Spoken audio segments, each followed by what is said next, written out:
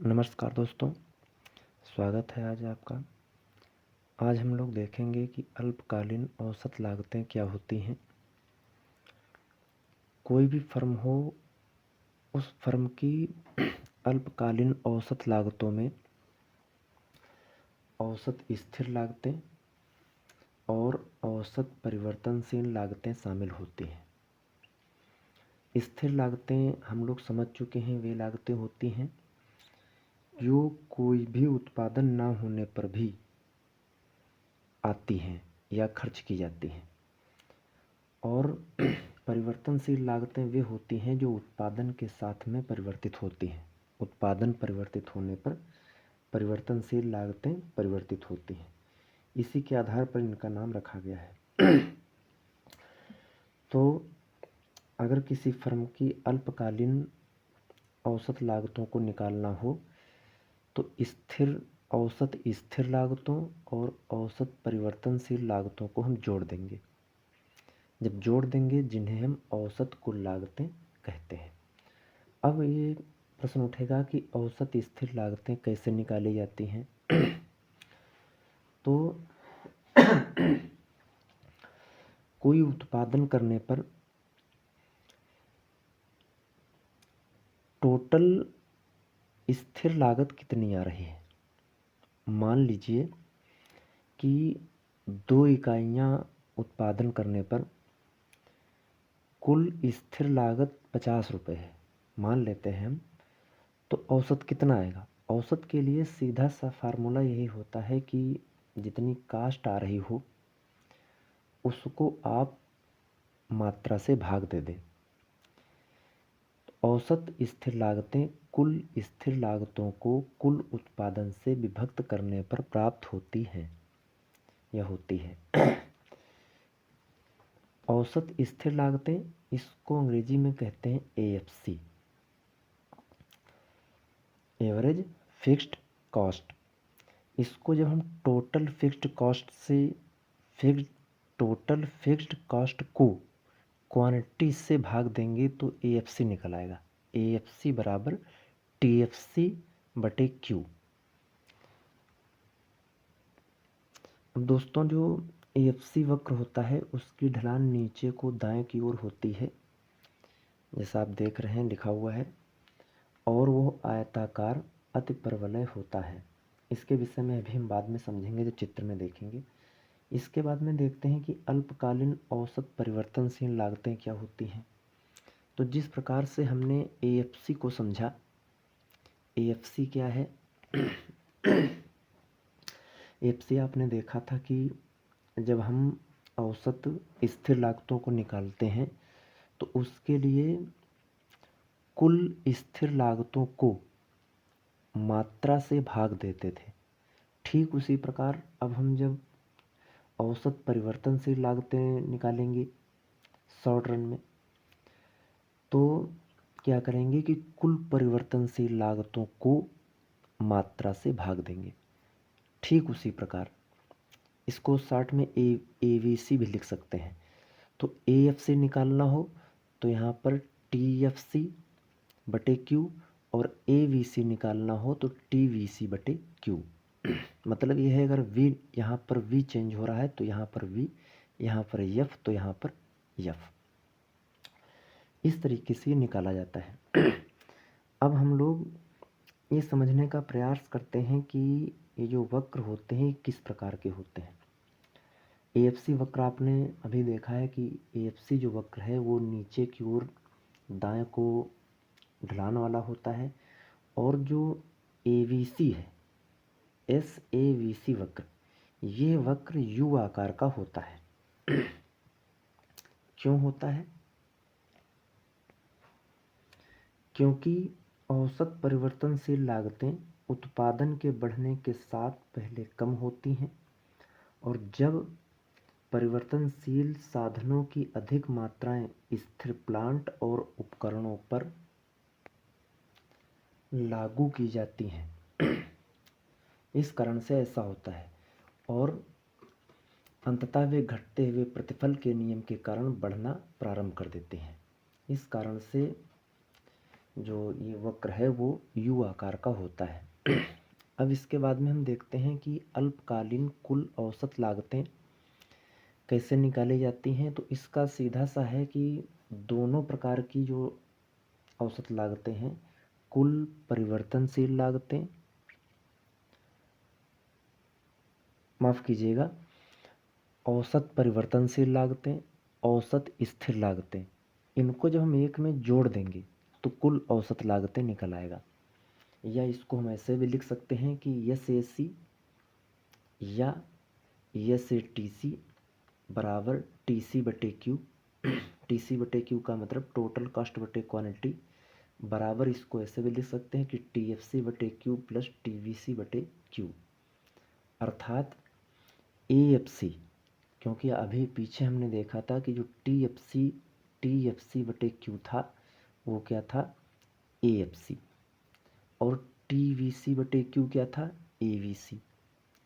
तो इसकी जगह पर ये और इसकी जगह पर ये, इनको जब हम जोड़ देंगे तो कुल औसत लागतें आ जाएगा। या सीधे सीधे समझ लीजिए कि औसत जो जो लागतें हैं वो दो प्रकार की एक तरीके से मानी जाती हैं, स्थिर लागतें और परिवर्तनशील लागतें। जब औसत लागतें पूछ रहा है तो दोनों का औसत निकाल के हम जोड़ देंगे तो कुल औसत आ जाएगा। अब हम इन वक्रों को थोड़ा सा देखते हैं। दोस्तों इस चित्र में आप देख रहे हैं कि एक्स अक्ष पर आउटपुट है और वाई अक्ष पर कॉस्ट ली गई है, कीमतें ली गई हैं। ये है एएफसी वक्र, ये है एसएमसी वक्र, ये है आपका एसएसी या एसएटीसी, और ये है एसएवीसी वक्र। इन सारों का जो हम अध्ययन कर रहे हैं वो अल्पकाल में कर रहे हैं। अब देखिए जो एएफसी वक्र है, एएफसी वक्र नीचे की ओर दाएं को ढालू है, दाएं को ढालू है, लेकिन ये कभी भी एक्स अक्ष अथवा वाई अक्ष को नहीं छूता है। एसएमसी वक्र ये भी यू आकार का है, एसएसी वक्र भी यू आकार का है, एसएवीसी वक्र भी यू आकार का है। जब एसएवीसी वक्र, ये देखिए यहाँ से चल रहा है, जब एसएवीसी वक्र अपने न्यूनतम बिंदु पर होता है, न्यूनतम बिंदु का मतलब ये वक्र बनाए तो जो सबसे नीचे हो, कॉस्ट इधर है तो सबसे कम कॉस्ट जहाँ पर होगी तो उस समय एसएमसी वक्र इसको काटेगा। जिस समय एसएवीसी वक्र अपने न्यूनतम बिंदु पर होगा उस समय एसएमसी वक्र उसके बराबर होगा, अर्थात काट रहा होगा। और जब एसएसी या एसएटीसी वक्र अपने न्यूनतम बिंदु पर होगा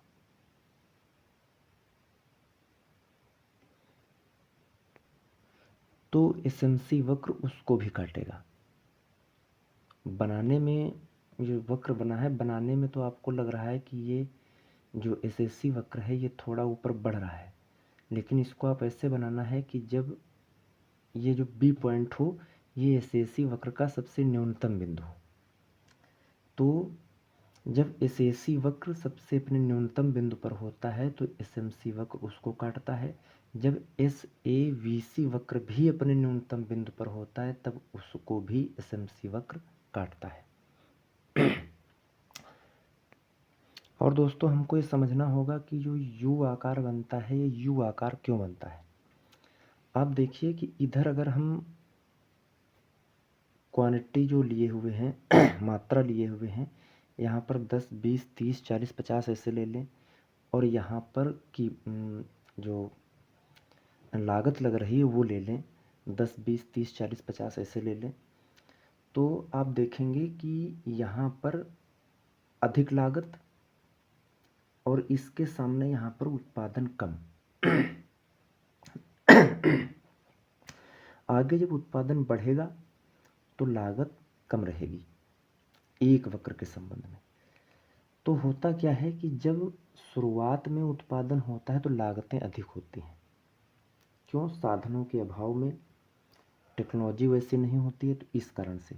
लेकिन जब टेक्नोलॉजी होती है, हमारे पास सब साधन होते हैं, तो साधनों में किफ़ायतें शुरू हो जाती हैं और किफ़ायतें शुरू होने में अधिक उत्पादन करने में लागत कम आती है। लागत है वो कम होती जाती है। अब इधर बहुत रफ्तार में कम होती है, यहाँ तक कम होगी, इस जगह तक। इसके बाद में क्या होगा कि यहाँ पर तो फ़ायदा एक तरीके से हो रहा था कि उत्पादन अधिक हो रहा है, लागत कम आ रही है उसकी तुलना में। अब यहाँ पर ये सामान्य हो जाएगा, बराबर, उत्पादन और लागत बराबर हो जाएगी। अर्थात जो देखभाल है, जितनी देखभाल की जा रही है उसी हिसाब से उत्पादन हो रहा है। लेकिन एक स्तर उसके बाद ऐसा आएगा कि उस स्तर के बाद में जो कर्मचारी हैं और जितने भी उत्पादन के साधन हैं उसमें अपव्यय होना शुरू हो जाता है। और अपव्यय होने से क्या होता है, फिर जब आगे आप उत्पादन बढ़ाएंगे तो उत्पादन बढ़ने के साथ में फिर से जो लागतें हैं वो बढ़ना शुरू हो जाएंगी। मतलब पहले लागतें घटी, फिर स्थिर हुई, फिर लागतें बढ़ी। इसी कारण से जो यू आकार है, यू आकार इसी चीज़ को ही प्रदर्शित करता है कि पहले घटना है, फिर स्थिर होना है, उसके बाद में बढ़ना है। तो उम्मीद है इन वक्रों का जो संबंध है आपस में वो आपको समझ में आया होगा। इसके बाद में हम अन्य वक्रों जैसे MC वक्र है, AC वक्र है, इनके बीच में आपस में क्या रिलेशन होता है इसको समझने का प्रयास करते हैं। दोस्तों, AC और MC वक्र में जो संबंध है वो सीधा होता है।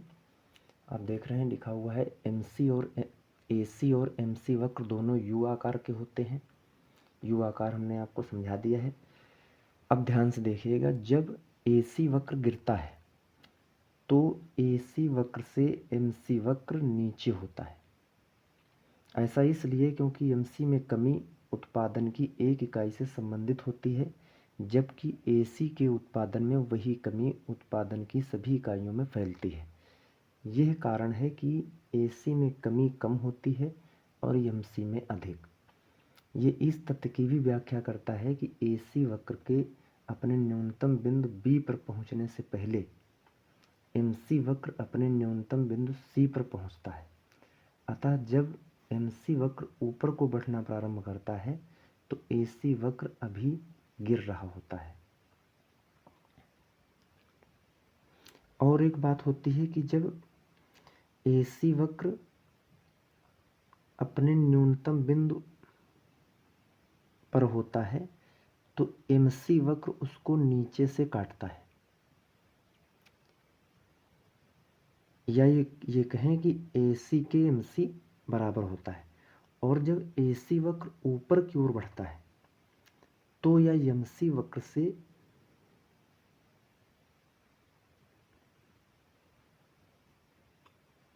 नीचे होता है। क्यों नीचे होता है?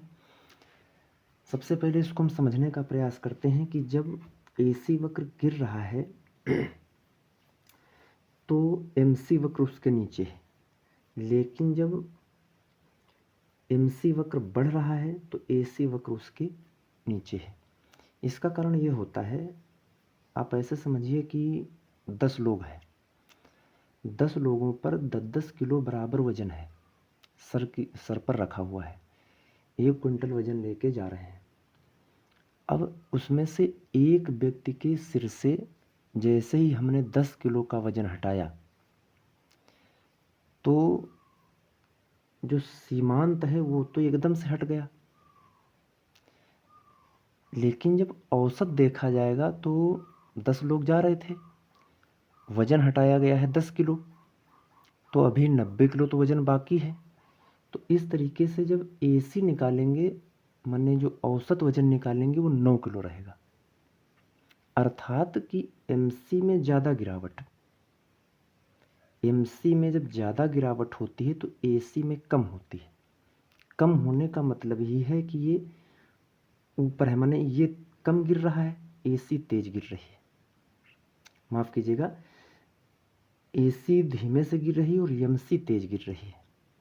लेकिन जब बढ़ना स्टार्ट करती है, फिर वही चीज़ कि वो जो व्यक्ति था उस पर आपने जिस पर से 10 किलो वजन हटाया था उस पर फिर 10 किलो आपने रख दिया। तब क्या होगा कि उस पर 10 किलो रखा, मैंने बहुत रख गया, ज़्यादा बहुत अधिक रखा गया, वजन बढ़ा। लेकिन जो अन्य लोग हैं उन पर जब उसका औसत निकाला जाएगा तो 1 किलो ही बढ़ेगा। तो इसलिए MC तेज रहती है और AC कम रहती है। कारण वही है कि MC क्या है, एक व्यक्ति से संबंधित हो जाती है या एक इकाई से संबंधित हो जाती है और AC हर जगह बढ़ जाएगी। तो इसलिए जब AC गिरती है तो MC वक्र उसके नीचे होता है। लेकिन जब AC बढ़ना शुरू करती है, ऐसे कहेंगे, तो MC वक्र उसके ऊपर होता है। क्यों होता है, आप कारण समझ चुके होंगे। इसके साथ में दोस्तों एक और बिंदु है कि जब AC गिर रहा हो तो यह जरूरी नहीं है कि MC भी गिरे। गिर भी सकता है, बढ़ भी सकता है। कैसे? देखिए, जो C बिंदु है ये MC का न्यूनतम बिंदु है। चित्र में बनाने में थोड़ा सा लग रहा है कि यहाँ पर न्यूनतम बिंदु होना चाहिए, लेकिन हमने यहाँ पर बनाया है तो इसी जगह पर आप C को मान लीजिए। तो इसका ये न्यूनतम बिंदु है। अब क्या है कि AC घट रही है, MC भी घट रही है, लेकिन इसके आगे यहाँ से देखिए, इस जगह से AC घट रही है लेकिन MC क्या है, बढ़ना स्टार्ट हो जाती है। या इस जगह ना आपको समझ में आ रहा तो यहाँ से ले लीजिए, इस जगह से, कि यहाँ से देखिए कि MC बढ़ना स्टार्ट हो रही है, ऊपर की ओर जा रही है, लेकिन अभी AC गिर रही है। तो पहला निष्कर्ष क्या निकलता है कि AC जब गिरती है तो जरूरी नहीं कि MC गिरे, वो गिर भी सकती है, बढ़ भी सकती है। लेकिन इतना जरूर है कि जब AC गिर रही होगी तो MC उससे नीचे होगी। अब इसी तरीके से इधर आ जाओ आप। इधर ये है, जब AC बढ़ रही है तो ये ज़रूरी नहीं कि MC भी बढ़े, लेकिन इतना आवश्यक है, इतना ज़रूर है कि जब AC बढ़ेगी तो MC AC से ऊपर होगी, और जब AC स्थिर होगी तो MC भी स्थिर होगी। ये चीज़ें इनके विषय में विशेष होती हैं। तो उम्मीद है आपको शॉर्ट रन में ये चीज़ें समझ में आई होंगी। दोस्तों इसके बाद में हम SMC और SAVC और SAC वक्रों के बीच में संबंध को देखते हैं। इनके बीच में संबंध देखने के लिए हमें इतना समझना है कि जब SAC अथवा SAVC वक्र से नीचे SMC वक्र होता है, तब ये दोनों गिर रहे होते हैं। आप देखिएगा, एक एक को लेते हैं। जब SAVC वक्र के नीचे SMC वक्र, अभी इतना ही ले लीजिए, इसको दिमाग में रखिए, इसको हटा दीजिए, SAC को, सिर्फ इसको रखिए। जब इसको आप दिमाग में रखेंगे और इसके नीचे SMC वक्र है, तब क्या होगा कि जब SAVC वक्र के नीचे SMC वक्र होता है तब ये गिर रहा होता है, ये नीचे को गिर रहा होता है। अब थोड़ी देर के लिए SAVC इस वक्र को दिमाग से हटा दीजिए। अब रखिए इस वक्र को, SAC इसको दिमाग में रख लीजिए और ये वाला हटा दिया। अब SAC वक्र के नीचे जब SMC वक्र होगा, उस समय तक जब तक होगा नीचे, उस समय तक SAC वक्र गिर रहा होगा। अर्थात चाहे एसएसी वक्र हो, चाहे एसएवीसी वक्र, एसएवीसी वक्र, इनके नीचे यदि एसएमसी वक्र है तो ये दोनों वक्र गिर रहे होंगे। लेकिन जैसे ही एसएमसी वक्र इनको इनके न्यूनतम बिंदु पर काटते हैं, काटने के बाद में काटने के बाद में इस एसएवीसी वक्र और एसएसी वक्र ये दोनों बढ़ने लगते हैं, ऊपर की ओर बढ़ने लगते हैं। और एसएमसी वक्र जब एसएसी वक्र को उसके न्यूनतम बिंदु पर काटता है, उस जगह से एसएमसी वक्र बहुत तेजी से बढ़ता है। आप देख रहे हैं यहाँ से जो इसका बढ़ना है एक धीमा क्रम है, इसका धीमी रफ्तार है, और इस जगह से एकदम ऊपर की ओर हो रहा है। दूसरा पॉइंट। और तीसरा पॉइंट क्या है? तीसरा पॉइंट यह है कि एसएसी वक्र को एसएमसी वक्र जिस बिंदु पर काटता है वह बिंदु एसएवीसी वक्र पर एसएमसी वक्र जहां काटता है वह बिंदु एसएवीसी वक्र पर एसएमसी वक्र के द्वारा काटा गया बिंदु एसएसी वक्र पर एसएमसी वक्र के द्वारा काटे गए बिंदु से बाईं तरफ होता है। ये पॉइंट होता है, ध्यान रखना है कि एल से एम बाईं तरफ होगा।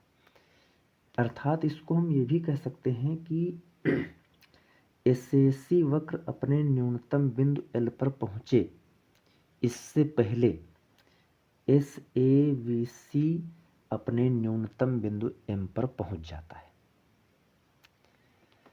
तो इसके बाद में आपको ये ध्यान देना होगा कि निष्कर्ष के रूप में हम कह सकते हैं कि इस जगह पर हम अल्पकालीन जो वक्र होते हैं उनका निष्कर्ष में ऐसा कह सकते हैं कि एसएवीसी, एसएसी और एसएमसी एक एएफसी होता है। तो इन चार वक्रों में सबसे जो महत्वपूर्ण भूमिका है इन तीन की होती है। एएफसी वक्र की फर्म के उत्पादन स्तर को निर्धारण करने में कोई विशेष महत्व होता नहीं है, और यही कारण है कि लागत विश्लेषण में उसकी उपेक्षा की जाती है। तो उम्मीद है ये चीज़ें आपको समझ में आई होंगी। बहुत बहुत धन्यवाद।